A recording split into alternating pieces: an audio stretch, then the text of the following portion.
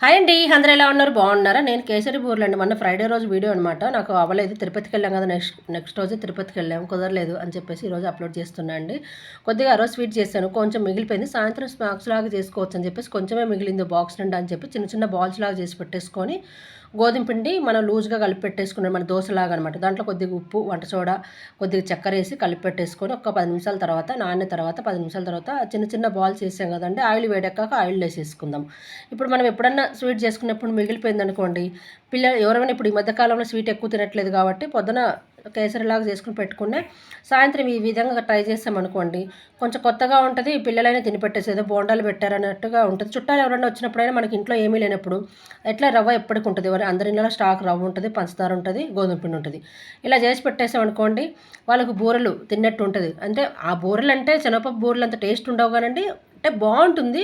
ఆ టేస్ట్ వేరు, ఈ టేస్ట్ వేరు. కాకపోతే మనకి ఈజీగా అయిపోతే, తొందరగా అయిపోతే కొంచెం కొత్తగా ఉంటది. వాళ్ళు కూడా బూరెలు తిన్నంత ఫీలింగ్ ఉంటది కాబట్టి, ఈ విధంగా ట్రై చేయండి. అబ్బా! బావుంటుంది. ఈజీగా అయిపోతది. నాకైతే బాగా నచ్చాయి. సూపర్ ఉంటాయి. అసలు వేడి వేడి తింటే చాలా బావుంటది. మా ఫ్రెండ్ మేము ఎక్కడికెళ్ళినా గానీ, స్వీట్ చేయనా అంటే ఇయ్యే చేసుకురమ్మని చెప్పేవాళ్ళం పాపం. తను పెద్ద పెద్దగా చేసుకొచ్చేది. బాగా నచ్చేదనమాట. మేము తెగ తినేసేవాళ్ళము. నేను అందుకని ఈరోజు ట్రై చేశాను. ప్లీజ్ నచ్చితే లైక్ చేయండి, షేర్ చేయండి. మీరు ట్రై చేయండి.